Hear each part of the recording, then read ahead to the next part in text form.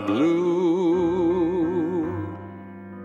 Ain't these tears in my eyes telling you? So, I don't think it's any hot take to say that DC has been somewhat of a shit show as of late. They've miraculously failed at building their cinematic universe, extended universe.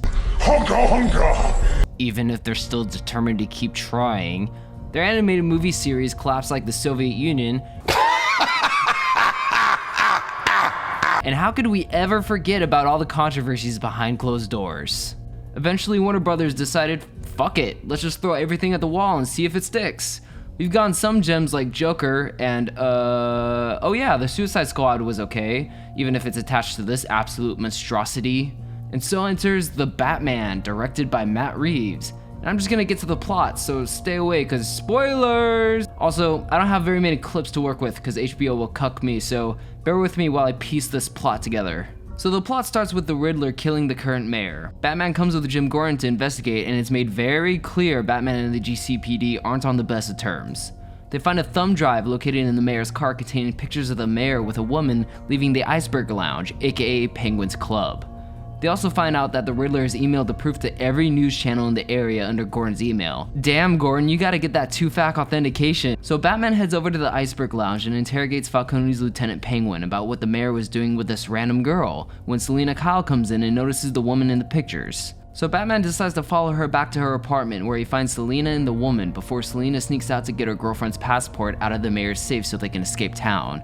Wait, why does the mayor have her passport and whatever? Batman interrupts her and they have a little fight before Batman convinces her to let him talk to her girlfriend, but when they return to Selina's apartment, it's ransacked and Annika, that's her name by the way, is missing. Batman then sends Selina back into the Iceberg Lounge where she recognizes the DA taking drops. I don't know, it's some form of drug. And Batman learns that a lot of city's council is on Falcone's payroll. Selina then cuts off communication with Batman when he presses her about her relationship with Falcone. Suspicious. So the Riddler kidnaps the DA, straps a bomb to his neck, and crashes him into the mayor's funeral, summoning the Batman. Once Batman arrives, Riddler calls and tells him he'll let the DA go if he can answer 3 riddles, but the DA refuses to answer the third one, which would incriminate a rat for the GCPD, and blows him up. Wait, Batman survived a face-first explosion? What the fuck? Batman awakens at the police department, and lucky for him, no one took off his mask. Batman tells Gordon that one of the cops, Kenzie, is moonlighting as a cop after recognizing him at the Penguin's Club and punches Gordon so he can get the fuck out of there. So Batman and Gordon tell the Penguin thinking he may be the informant before Selina shows up and they discover her friend's dead body in Kenzie's truck. All hell breaks loose, Batman gets in a high pursuit chase with the Penguin and Batman and Gordon interrogates him but learns he's actually not the informant. They chase the Riddler's trail back to an orphanage where they discover Riddler is targeting Bruce Wayne.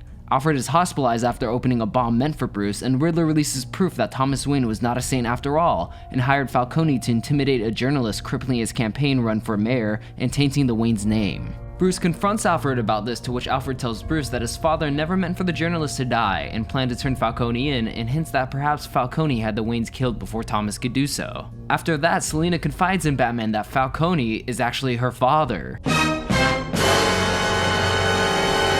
She also learns that Annika was killed because she knew too much about Falcone and decides she's gonna kill him. Batman and GCPD arrive at the Iceberg Lounge in time to stop her and arrest Falcone, but the Riddler fucking snipes him from a nearby building. Via an eyewitness, GCPD finds him at a nearby coffee shop and is recognized as Edward Nashton. The Riddler is incarcerated in Arkham Asylum where he demands to see Batman. Riddler explains he was jealous of the sympathy Bruce received after his parents were murdered, while he was ignored, and aimed to partner with Batman and become a masked vigilante like him cleaning the filth from Gotham streets. Batman completely rejects him and goes back to his apartment where he discovers he's placed car bombs around the city, aims to flood it, and assassinate the new mayor with help from his online fanbase. So Batman arrives in time to stop the Riddler's goons and helps the National Guard in the recovery aid. Sometime later, Selina decides to leave Gotham, deeming it not worth saving, and they both ride off, going their separate ways. Okay, there's a lot to unpack here. Let's start with characters. I really like how the movie focuses more on Batman rather than Bruce Wayne, taking a sidestep from the Christopher Nolan movies, which can feel like the Bruce Wayne show. Robert Pattinson has spent the better half of a decade trying to prove himself as an actor, and personally, I think he's done it. The man can act. I have no doubts about that. I do have reservations, however, on his portrayal of Bruce Wayne. On one hand, I understand this is likely due to the direction Matt Reeves was going for with the character, but on the other hand, I subjectively really like seeing Playboy billionaire Bruce Wayne, not mopey emo Bruce Wayne. Like, look at this guy. He looks like he's gonna tell his friends not to come to school tomorrow. I also think this movie's portrayal of Bruce Wayne doesn't do any favors in terms of the masked vigilante aspect of the Caped Crusader. The whole point of his id, ego, and superego was to throw everyone off that Bruce Wayne is Batman, so if he isn't operating under the system, why does he care if he gets unmasked as Bruce Wayne? He already mentions this is his family's legacy, so does he not care if Wayne Enterprises goes under? Am I saying Bruce Wayne has to immediately be the Playboy billionaire? No, absolutely not. Am I saying he even has to be Playboy billionaire? No, absolutely not. Adaptations exist for a reason, but in this movie there's too many close calls to not even consider throwing people off the trail in some way. As for his Batman, I have no gripes in terms of his performance. I think everything I found issues with has to do with the trailer, like this line. I'm vengeance. Now, I get it. We all love Kevin Conroy's portrayal of Batman. I am vengeance. I am the night. I am Batman! But personally, I prefer the iterations that focus on justice rather than vengeance. But you're letting vengeance guide your actions. You've never felt vengeful? Every day. You have to keep your center, Damien. You can't fight crime by becoming a criminal. Remember, Robin, justice. Not vengeance. Considering this is year 2 of him being Batman, there's definitely room to grow and for Batman to mature through his tenure, especially when one of the Riddler's goons mimics his line by suggesting the motivation was vengeance. Aside from that, however, he may be my favorite in-suit Batman. His voice is reminiscent of Christian Bale's in Batman Begins. Falcone sent them to kill you. You know, before the... They know. They just don't care. I also really like how this movie focuses on the detective aspect of Batman. However, we needed that scene where he feels like he may be in over his head. I thought this would be about sweeping criminals off the street, maybe scaring them straight. I never thought the Batman was going to have to be a detective. A good one. Both adding to the amateurish aspect considering he is new at this game, but it can also hammer home that Riddler is a competent and dangerous rival. Instead, we only have a scene where Alfred gets bombed, pushing Bruce more into his obsessive state of mind rather than Riddler sleuthing circles around Batman. Batman also doesn't do much detective work, rather he does a lot of interrogation or he relies solely on information given to him by Catwoman or Gordon. There is, however, one other scene that contradicts this claim, and that's when he breaks into Riddler's apartment after he's been incarcerated and uncovers his big fuck-off endgame. It's just a little underwhelming that there's hardly any deductive reasoning or sleuthing from someone who's considered the world's greatest detective. Alfred is not in the movie much. Unfortunately, he's used as a plot element showing up when he's needed, such as helping Bruce solve the Riddler cipher or providing input on Thomas Wayne's true motivations. He does, however, serve as a grounding for Bruce though, reminding him he is a Wayne and needs to act as such. However, given this new take on Bruce Wayne, these efforts are often rejected in favor of the cape and cowl, much as a drug dealer would reject those closest to them for said drug. Zoe Kravitz plays Selina Kyle, aka Catwoman, and I absolutely love her portrayal. She has a very pivotal role in the movie and I like how she operates for other people rather than for herself. She, like most characters in the movie, come across as extremely human. No shit. She's very emotional in her decision making and she doesn't seem very interested in getting Gotham back on track, rather than settling what she needs to settle before she leaves. Her romance with Batman doesn't feel forced either. I understand why they would be attracted to each other. Paul Dano as the Riddler is really great. He definitely partakes in the John Doe elements of Seven, embodying a sociopath who's intelligent as he is deadly. I personally would have had Riddler be 20% less eccentric. Not due to any of Paul Dano's ability to act, but due to the preferred mystery and contained nature of his mindset rather than immediately recognizing sociopathic behavior. Maybe that's me playing 4D chess with the script, however, I feel like once he took his own mask off, so did his sanity or what little remained. His plan is also very wonky at best. He wants to bring all the corrupt into the light and wash the filth out of Gotham, literally, but he doesn't consider what this will do to the homeless, poor, or orphan considering he sympathizes with them. I refuse to believe this plan makes sense just because he's insane. That's the same logic people apply to Danny for doing this.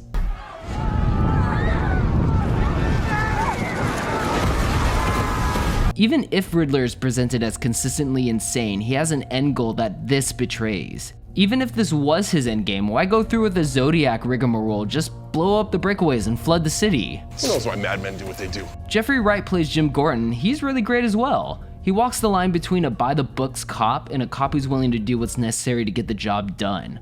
I enjoy how much of a partner he is to Batman, as Penguin calls him good cop and batshit crazy cop. They have a good repertoire together, with Gordon being willing to bail Batman out, and Batman always affirming him that he is a good cop and he is doing the right thing. The Penguin is amazing. Colin Farrell tackles this performance with full speed and full commitment, but something seems missing. That's better.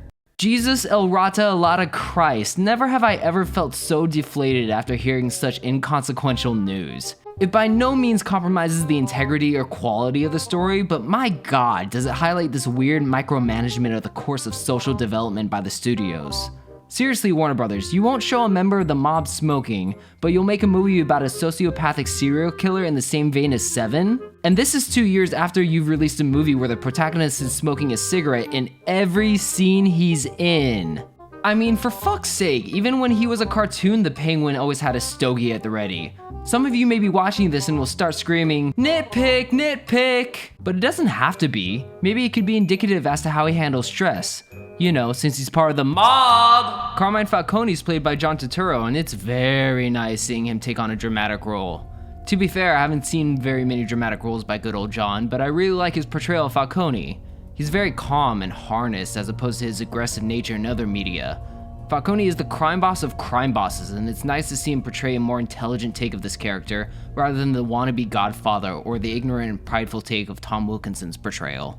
I love the tone and atmosphere in this movie. Gotham is presented as an absolute shithole, and you always question whether Batman is fighting a losing fight due to this. The movie almost never takes place in the daytime, always focusing on nighttime, sunrise, or sunset. The architecture is both gothic while also paying homage to the neon glow of the Arkham games. This movie takes huge amounts of inspiration from graphic novels such as The Long Halloween or Hush, but also thrillers like Seven and Zodiac. The movie leans into noir detective elements from Bruce Wayne's diary monologue to the classic mystery crime thriller pacing of the movie, which is another point I should get into. The pacing of the movie is not ideal.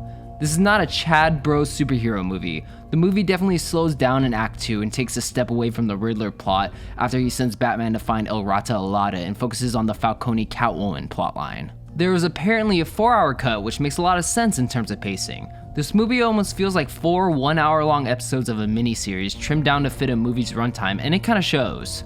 The plot isn't bloated with filler, and I assume everything cut was left on the cutting room floor for its reasons. However, considering the bloated second act, it definitely leads me to believe this may have been better off as an HBO miniseries. This movie also feels like a PG-13 movie that's trying desperately to break into the R rating. There's a lot of tame here where there should be more brutality, like when the Riddler caves in the mayor's head and there's hardly any blood, or the prude way they took the cigar away from Colin Farrell. But there's also a lot of violence and edgy plot points that put it past the average PG-13 movie. Scenes like the Riddler strapping a Jigsaw-inspired trap onto a detective, the Riddler severing the mayor's thumb, or cult-like following that the Riddler inspires to assassinate the mayor-elect. Oh, the soundtrack? The soundtrack!